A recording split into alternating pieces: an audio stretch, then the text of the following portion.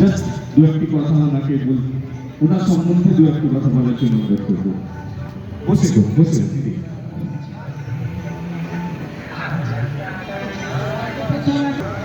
প্রণাম, শ্রদ্ধা, শুভেচ্ছা জানিয়ে বাকি আমাদের সোনারতরী ক্লাবের যারা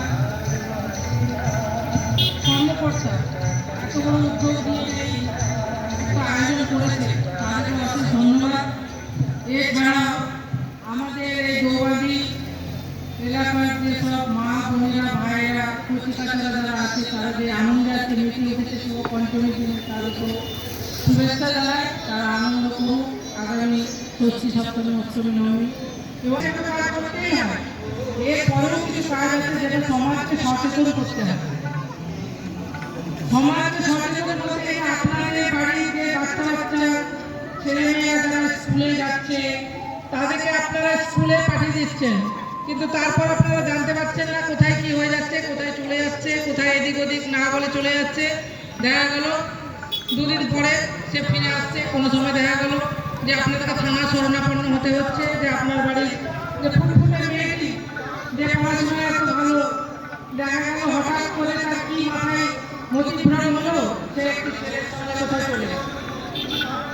মা বাবা হাল কাজ করতে রইলেন এবার যে আমার তো এই এত ভালো মেয়ে কি হবে না, কিন্তু এই যে এখন এই পৃথিবীটা চলছে এই সময়টা হাতে সবার মোবাইল ফোন, এই মোবাইল ফোন নিয়ে অনেক মিসইউজ হচ্ছে ছেলে মেয়েরা। কিন্তু আমরা মায়েরা তো ছেলেকে খেলাতে পারছি না, মা হয়তো আমরা কতটা জানি না মোবাইল সম্বন্ধে, এটাই হয়ে থাকে। যার ফলে দেখা যাচ্ছে ছেলে মেয়েরা অন্য কাজে চলে যাচ্ছে, ফেসবুকের সঙ্গে অন্য কারোর সঙ্গে আলাপ করে নিচ্ছে, আলাপ করে নিয়ে তাকে চিনছেও না জানছেও না, তার সঙ্গে দুদিনের আলাপে তার সঙ্গে বেরিয়ে চলে যাচ্ছে।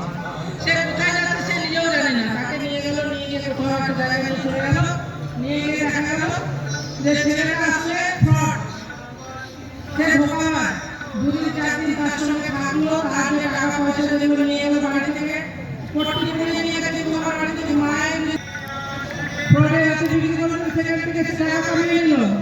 আপনি তার টেস্টিও পেলেন না, কেন পেলেন না? না কারণ আপনার আশেপাশে গ্রামের সে ছেলে নয়, সে ছেলে বাইরের ছেলে, কোনোভাবে তার লোকেশন পাচ্ছেন না। আপনি থানায় গেলেন যে বাবু এই ফোন নাম্বারটি ছিল আমার মেয়ে, এই ফোন নাম্বারে কার সঙ্গে কি যোগাযোগ করতো জানি না, অত তো আমরা বলতে পারবো না, আমরা তো কিছু জানি না, মেয়ে এরকম করতে, আমার মেয়ে খুব ভালো ছিল, কিছু জানি না আমার মেয়ে।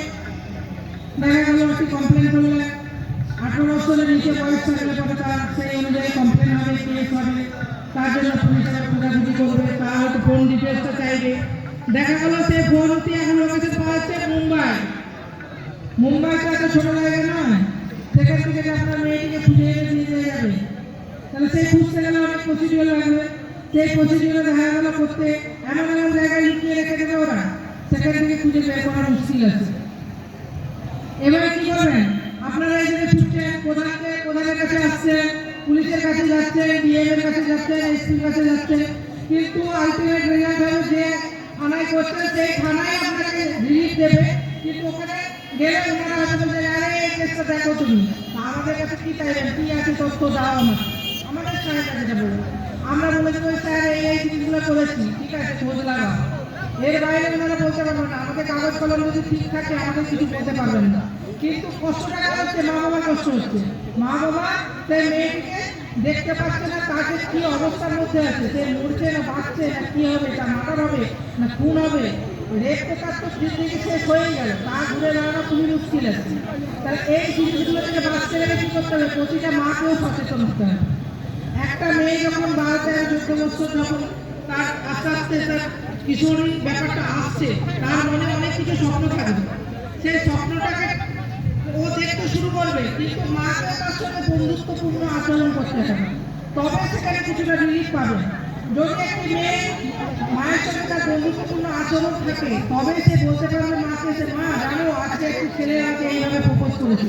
মায়ের সঙ্গে যদি তার ডিস্টেন্স থাকে সে কখনো বলবে না, মাকে যদি সে ভয় করে সে কখনো বলতে পারবে না, এটা কোনো সম্ভব না। তাহলে মাকে মিশতে হবে বন্ধুর মতো। সারাদিনের পরে ক্লান্তি হয়ে যখন মেয়ে স্কুল নিয়ে ফিরে এলো, কি রে তোর কি সব ঠিকঠাক আছে তো, কোথাও কিছু অসুবিধা হচ্ছে নাকি, কেন রে তোর মনটা কেন শুকনো হয়ে আছে, কিছু অসুবিধা হচ্ছে কি, তুই আমাকে বলতে পারিস, এই আত্মীয়তা দিতে হবে মাকে। মা বাবা সবসময় দেখতে পারে না, বাবা কাজে করবে বাইরে ব্যস্ত থাকে, মাকে এই জিনিসগুলো লক্ষ্য রাখতে হবে। যদি তার মধ্যে কিছু দেখা যাচ্ছে যে কে যাচ্ছে, মেয়ে আমাকে যা আগে বলতো এখন বলছে না অন্যরকম হচ্ছে, তাকে একটু ফলো করতে হবে। সে কি করছে, সে ফোনে কারোর সঙ্গে রাত্রে কথা বলছে কিনা, বা আড়ালে মায়ের আড়ালে কারোর সঙ্গে কথা বলছে কিনা, এগুলো লক্ষ্য নজর রাখতে হবে। আরেকটা যেটা এখানে মেয়েগুলো যদি থাকতো, আমি আরো দু চারটা কথা বলতে পারতাম, তারা তো এখানে নেই, যার মেয়ে মায়েরাই আছে, এদেরকে বললাম এগুলো থেকে লক্ষ্য রাখবে। আর দ্বিতীয় কথা হচ্ছে মেয়েরা যদি স্কুলে বলতে পারে ভালো, আমরা প্রত্যেকটা স্কুলে প্রোগ্রাম করছি স্বয়ংসিদ্ধা বলে একটি, স্বয়ংসিদ্ধা মানে কি, নিজেকে প্রতিষ্ঠিত বছরের নিচে কোনো মেয়ে বিয়ে দিয়ে যাবে না, এটা বাবা মাকে মনে রাখতে হবে। কারণ 18 বছর না হলে শারীরিক বিকাশ সম্পূর্ণ হয়নি। মেয়েদের শরীরের যে গঠন সেটা 18 বছর না হলে হবে না।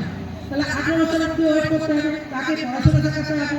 আমাদের সরকারি খরচে এখন অনেক কিছু ফেসিলিটি আছে যেগুলো পাচ্ছে, যার ফলে তাকে লেখাপড়া করতেও কোনো অসুবিধা হচ্ছে না। বাবা মারা বলতে পারছে না যে আমাকে এটা করতে হচ্ছে, ওটা করতে হচ্ছে, ওটা বিক্রি করে দিয়ে আমাকে পয়সা টাকা দিয়ে দিতে হচ্ছে। সরকার যতটা পাচ্ছে সাহায্য করছে, আগেকার দিনে সেটাও ছিল না। তাহলে এখনকার দিনে পাচ্ছে, এরপরে যে টাকা পয়সা পাচ্ছে, কন্যাশ্রী পাচ্ছে, আরও একটা যেসব সুযোগ সুবিধা সেগুলো সবই পাচ্ছে।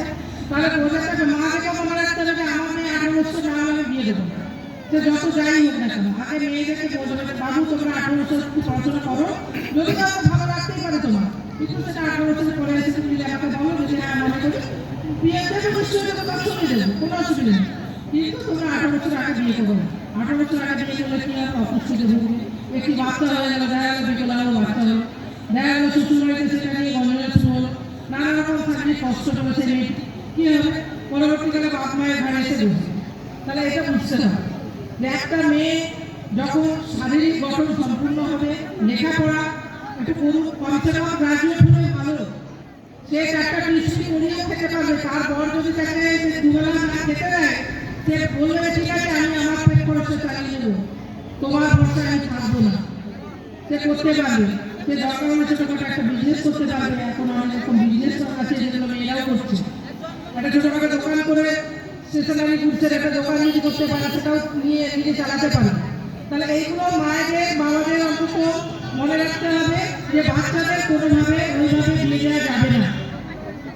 আরেকটা কি হচ্ছে, বাচ্চাদের ছোট ছোট বাচ্চারা অনেক সময় আমরা অনেকে এতে ছেড়ে দিয়ে চলে যাই, মা বাবারা কিনলো ঠিক আছে ওই পিসি বাড়িতে থাক, আমি ছেড়ে দিয়ে চলে যাচ্ছি। এইটা করবেন না আপনারা। কেন করবেন না? অনেক সময় নিজেদের মধ্যেই মেয়েরা শারীরিক নিগ্রহের শিকার। শারীরিক নিগ্রহ কিরকম, এই যে মা বাবা নেই, সুযোগ পেয়ে গেল, দেখা গেল কারো পিসে মশাই, কারো মেসে মশাই, কারো দাদু, কোনো না কোনোভাবে তাদেরকে নিগ্রহ করে দিচ্ছে। দেখা গেল পরবর্তীকালে মা বাবা এসে যখন শুনলো, এসে একটি কমপ্লেন নিয়ে থানায়। এই জন্য দেখা যাচ্ছে যে ওই বয়সের মেয়েদের অন্তত যত সম্ভব চেষ্টা করবেন কোথাও গেলে নিজের সঙ্গে নিয়ে যান, আর নতুবা নিজের সেই জায়গাটা না নিয়ে দরকার হলে সেই মেয়েগুলো স্যাক্রিফাইস করুন, নিজে থাকুন, মেয়েকে পাহারা দিন। আরেকটা জিনিস যেটা আছে,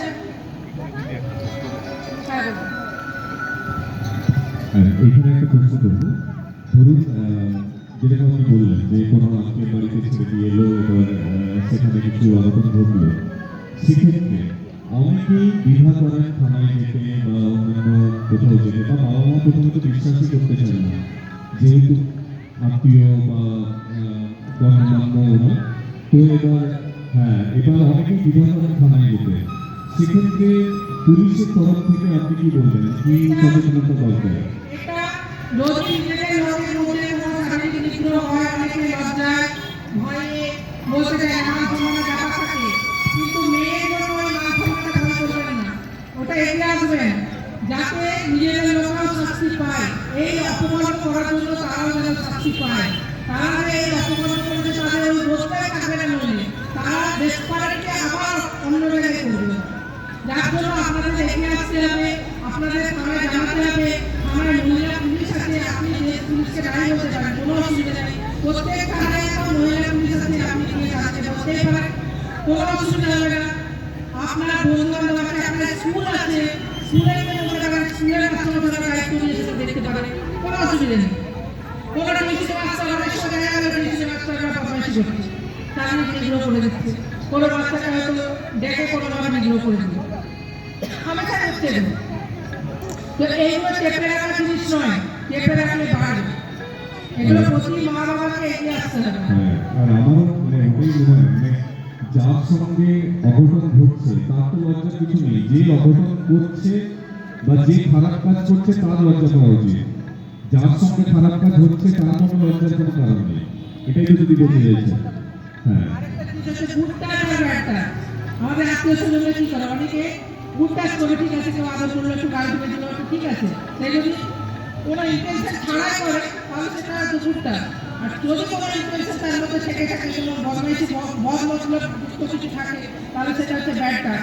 এটা ছেলেমেয়েরা ভালো বুঝতে পারবে, মেয়েদের ওরা ওদের যে সেন্সিটিভ পাওয়ারটা, যে ওটা বুঝতে পারে, একটা দাদু সম্পর্কে হয়, সে গাল ধরে টেনে তাকে একটা কোনো কিস করতে গেল, সেটা ব্যাড টাচ। আর সে যদি হঠাৎ করে একটা গালে মেলে দিল, হয়তো কি রে, কি করছিস, সেটা গুড টাচ। বুঝতে হবে এই গুড টাচ আর ব্যাড টাচের মধ্যে এটা একটা ফারাক আছে। তো এই জিনিস সরি, হ্যাঁ এইখানে আমি আমাদের সঙ্গে লক্ষণবাবু আছে, ওনাকে আমি একটা এই প্রসঙ্গে একটা কথা জিজ্ঞেস করবো। ইনি আমাদের এলাকার আইনজীবী, ক্রিমিনাল লয়ার। তো এনাকে এই প্রসঙ্গে একটা কথা জিজ্ঞেস করবো যে যখন কেউ এ ধরনের শিকার হন, মানে কোনো আত্মীয়, কোনো নিজেদের রিলেটিভ, নিজেদের মধ্যে কোনো কেউ কিছু খারাপ কাজ করলো, কোনো মেয়ে, কোনো ছোট মেয়ে, বাচ্চা মেয়ে, কি মাইনে পড়ে, টেনে পড়ে, সেক্ষেত্রে আইনের দিক দিয়ে আপনারা কিভাবে সাহায্য করতে পারেন? হ্যালো, সবাইকে শুভেচ্ছা অভিনন্দন, নমস্কার। এখানে যে ফিজিক্যাল অ্যাসাল্টের কথা বলা হচ্ছে, এখানে হচ্ছে protection of child from sexual offence. এখানটা হচ্ছে পক্সো অ্যাক্ট আছে, যদি 18 বছরের নিচে হয় তাহলে পক্সো অ্যাক্টে ওই মামলাটা শুরু হবে। এবং যদি এখানটায় ভিক্টিমাইজ হয়েছে, অফেন্ডারকে বা অ্যাসল্ট যে হচ্ছে তাকে কঠোরতম শাস্তি প্রদান আছে। আমাদের ইন্ডিয়ান প্যানেল কোড বর্তমান বিএস যেটা এসেছে, এখানে যাবতীয় কারাদণ্ড অভিযান আছে, এবং প্লাস পানিশমেন্ট এবং ফিনান্সিয়াল ও কম্পেনসেশন। মানে 18 বছরের নিচে কারোর সঙ্গে যদি কোনো এরকম খারাপ কিছু হয়ে থাকে, তো যিনি করবেন তার এগেন্সে পক্সো অ্যাক্ট লাগু হতে পারে এবং সেখানে যাবজ্জীবন কারাদণ্ড হতে পারে তার। সে উনি যদি 70 বছরের বৃদ্ধ হন, আবার উনি যদি 22 বছরের যুবক হন, যেই হোক না কেন তাকে তার যাবজ্জীবন কারাদণ্ড হতে পারে, তাই তো? ঠিক আছে, এখানে এবার দিদির জন্য আরেকটা জিনিস যে আপনারা তো থানায় কাজ করেন এবং অনেকের সঙ্গে মেলামেশা করেন বা অনেক রিপোর্ট আছে আপনাদের কাছে। তো আজকাল যেটা মহিলাদের বিরুদ্ধে যে অপরাধটা হচ্ছে, সাধারণত কেমন ধরনের অপরাধ বেশি আপনারা দেখতে পারেন? পুরো সব জিনিস ছিল, আছে, থাকবে। এটাকে নির্মূল করা খুব কঠিন ব্যাপার আছে। মানুষ যতক্ষণ না শিক্ষিত হচ্ছে, শিক্ষিত বলতে আমি ছেলেমেয়েদের বলবো যে এইসব কিন্তু শিক্ষিত হতে হবে। যে আমি একটা মহিলাকে সম্মান করবো, এটা হচ্ছে বড় শিক্ষিত জিনিস। আমি হয়তো লেখাপড়ায় আমি এম পাস, বিএ পাস হয়ে গেলে সেটা শিক্ষিত নয়। একটা মহিলাকে কিভাবে আমি সম্মান করবো সেটা হচ্ছে শিক্ষিত। তাহলে এই সম্মান বোধটা যতদিন না যাচ্ছে মানুষের মধ্যে, ততদিন কিন্তু সমাজ শিক্ষিত হবে না। এটা বুঝছে না। খুব ভালো কথা বললেন। আমরা যতদিন না মহিলাদের সম্মান করতে শিখবো, ততদিন শিক্ষা আমাদেরকে এইসব জিনিস শেখাবে না। আমাদের পারস্পরিক শিক্ষা ক্লাস 1 থেকে 12, বিএসসি, এমএসসি, ওগুলো কিন্তু এসব শিক্ষা আমাদের শেখাবে না। অন্যদের সম্মান করতে হবে।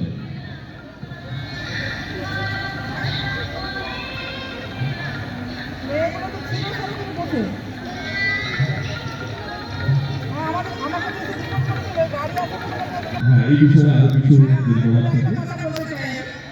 এই যে বাচ্চাদেরকে নিয়ে আপনারা ঠাকুর দেখতে যাবেন, ছোট ছোট বাচ্চা, যেগুলো একবারে ছোট বাচ্চা, তাদের পকেটে অ্যাড্রেস, নাম ও অ্যাড্রেস, ফোন নাম্বারটা অবশ্যই কাগজে একটা লিখে ঢুকে রাখবেন। এত ভিড়ের মধ্যে দেখা গেলে একটি বাচ্চা এগুলো মিসিং হয়ে যায়, তাহলে ওইটা আমাদের পুলিশ সর্বত্র থাকে। যদি কিছু ওইগুলো পায় তাহলে হয়তো সঙ্গে ফোন করে জানা গেল যে এই জায়গায় আছে, আপনি বাচ্চাটাকে এসে নিয়ে যান। তাহলে খুঁজে পেতে সুবিধা হবে। না হলে হয়তো ধরুন কোথায় যাবে, অনেক দেরি হবে, অনেক কিছু হবে। এটা মাথায় রাখবেন।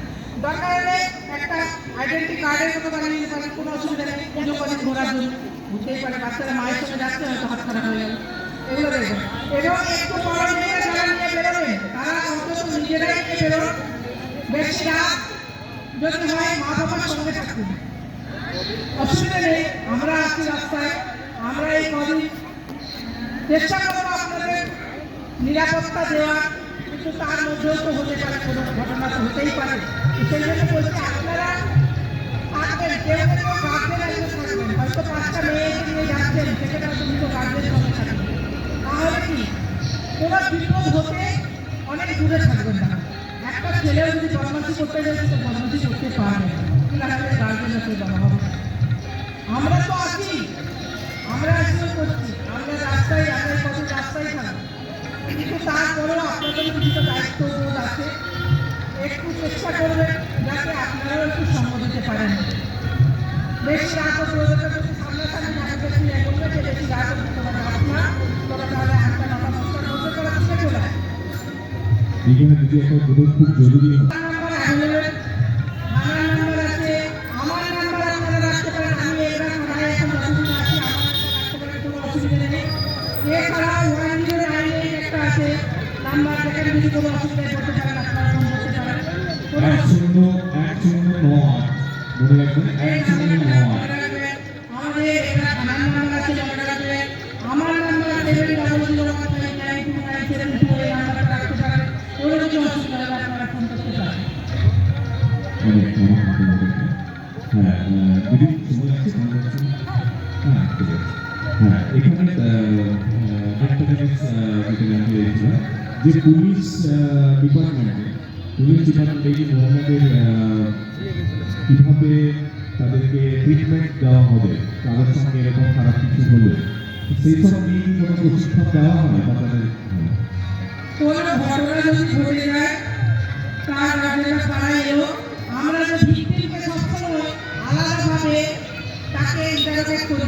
তার কারণ কি আছে, তার জন্য আলাদা রুমে নিয়ে তার সঙ্গে কথা বলি, বা তার বাড়িতে এসে বলি। যদি পক্ষের মধ্যে যদি আন্ডার 18 যদি থাকে কোনো ভিকটিম, তাহলে আমরা ভিকটিমের বাড়িতে গিয়ে, এমনকি আমাদের সেটা একটা প্রভিশন আছে, আমরা ড্রেস করে যাই না, আমরা সিভিল পোশাকে যাই। বাচ্চারা ভয় পেয়ে যায় পুলিশের পোশাক দেখে, আমরা সিভিল পোশাকে গিয়ে তাদের সঙ্গে, তার মায়ের সঙ্গে কথা বলি, চেষ্টা করি তার সঙ্গে বন্ধুসুলভ আচরণ করে তার কী হয়েছে যথাযথ কারণটা জানার চেষ্টা করি, যে কী কারণে কী ঘটনাটা হয়েছে, সেইভাবে আমরা ইনভেস্টিগেশন করি।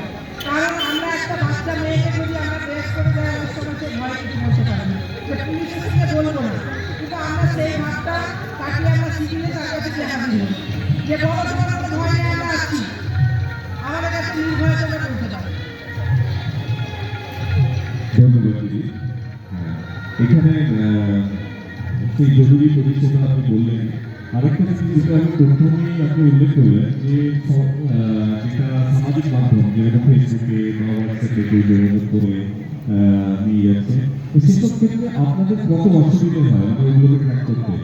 অবশ্যই অসুবিধা হয়, কারণ ফেসবুক থেকে যেসব নাম্বার নিয়ে ওরা ইউজ করে আসামি, সে নাম্বারটা অ্যাকচুয়ালি ফেক নাম্বার, অ্যাকচুয়ালি ওরা আইডেন্টিটি করে ঠিক মতো ওরা থাকে না, ওখানে পাওয়া যায় না, ওরা ফেক ইউজ করে ওগুলো ব্যবহার করে ব্যবসার জন্য, ওরা ওই বিক্রি করার জন্য অ্যাকচুয়ালি কেনাবেচা, যে শিশু পাচার যেটাকে বলছে, এই পাচার এই একটা চক্রান্তের সঙ্গে ওরা জড়িত থাকে, যার ফলে ওরা কিছু চেক করে আইডি রাখে, যার ফলে কেউ মানুষ ধরতে পারা যায় না, খুব সময় লাগে, হয়তো দেখা গেল বিদেশ চলে যাবে, বাইরে কাউকে বেরিয়ে গেল, তখন তো আমাদের নাগালের বাইরে চলে যাবে। আর আমি লক্ষ্য জিজ্ঞেস করবো যে আইনের দিকে এই যে অনলাইন যে ফ্রডগুলো হয়, অনলাইন ফ্রড হয় বা এই যে ঘটনাটা যদি বললেন এরকম হয়, নিয়ে চলে যায় তারপরে বিক্রি করে দেয়, এসব ব্যাপারে আইনের দিক থেকে কি ধরনের প্রাবধান আছে বা প্রোটেকশন কিরকম আছে, বা হয়তো অনেক সময় কি হয় আমরা হয়তো পুলিশকে তথ্য প্রমাণ দেখে, তথ্য প্রমাণ হয়তো পুলিশকে এলো না, হয়তো পুলিশ অ্যাকশন নিল না, সেক্ষেত্রে আপনার আইনজীবী হিসেবে কিভাবে সাহায্য করতে পারবেন? আমরা প্রথমত সাইবার ক্রাইমে কমপ্লেন করতে হবে। এনসিআর বা কোনো কিছু ঘটে থাকে, তাহলে কমপ্লেন যে হারিয়ে যাচ্ছে বা কোনো কাউকে পাচার হচ্ছে, ট্রাফিকিং করা হচ্ছে, তাহলে সাইবার ক্রাইমে কমপ্লেন করতে হবে। আইটি অ্যাক্ট নিয়ে এলো, পার্লামেন্ট প্রথম রেজিস্ট্রেশন নিয়ে এলো, তখন কি 2000 মানে আইটি অ্যাক্ট, এই আইটি অ্যাক্টের মধ্যে ইনফেকচুয়াল যে প্রোটেকশনের জন্য নিয়ে আইটি অ্যাক্টের মাধ্যমে তাকে প্রোটেকশন দিতে হবে, তাদের সাইবার বেসকে এটা কমপ্লিট করা হবে। এবার ধরুন সাইবার ক্রাইমকে অভিযোগ করলো, আজকে সাইবার ক্রাইমের দুজন অফিসার আসার কথা ছিল, বিশেষ কারণে আমরা আসতে পারেননি তরফ থেকে। তো বাইচান্স সাইবার ক্রাইমে অভিযোগ করলো, কিন্তু তথ্য প্রমাণ পেল না, আর অভিযোগে ওনারা কোনো অ্যাকশন নিতে পারলেন না। আইনজীবী হিসেবে আপনারা অন্য কোনো স্টেপ নিতে পারেন আর কিছু সাহায্য করতে পারেন? আমরা ইনভেস্টিগেশন টোটাল সম্পূর্ণ পুলিশের উপর ডিপেন্ড করে।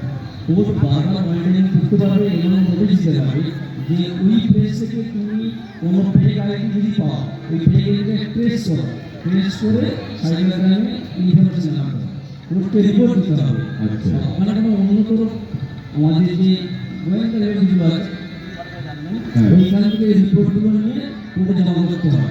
আচ্ছা। কোর্ট সমগ্র এগেন্সে সেই না। ওকে, মানে পুলিশের ইসিও থাকে, কিন্তু কোর্ট থেকে ওটাকে পুলিশের সক্রিয় করে দেওয়া হবে।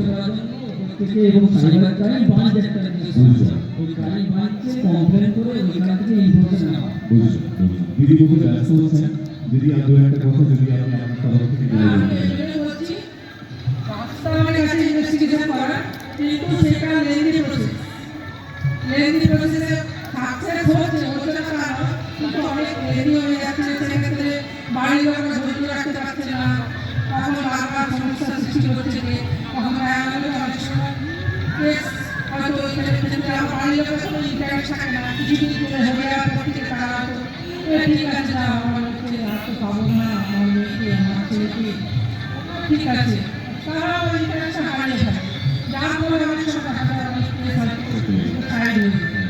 আমরা পুলিশকে ফোর্স দিয়ে দিই অনেক সময়, আমি না বলি, কিন্তু পুলিশেরও অনেক লিমিটেশন থাকে, সবকিছু ইনফরমেশন যদি না থাকে তো অবশ্যই আমাদের কিছু লিমিট বাধা থাকে, সেই লিমিটের বাইরে আমরা করতে পারি না, বা আমাদের যারা আমরা যারা এখানে আমাদের অনেকগুলো শাখা আছে যেখানে আমরা করতে পারি, যেমন সিআইডি আমাদের কাছ থেকে নেয়, যে কেসটা সিআইডি আমরা অল ইন্ডিয়া বেসিসে যেটা আমরা দেখি, তো এরকম কোনো কিছু কেস আমরা সাকসেস হয়েছি, অনেক জানো এখনো বহু কেস আছে যেগুলো আমরা হয়তো আগামী দিনে হয়তো হতে পারে কিন্তু থাকছে।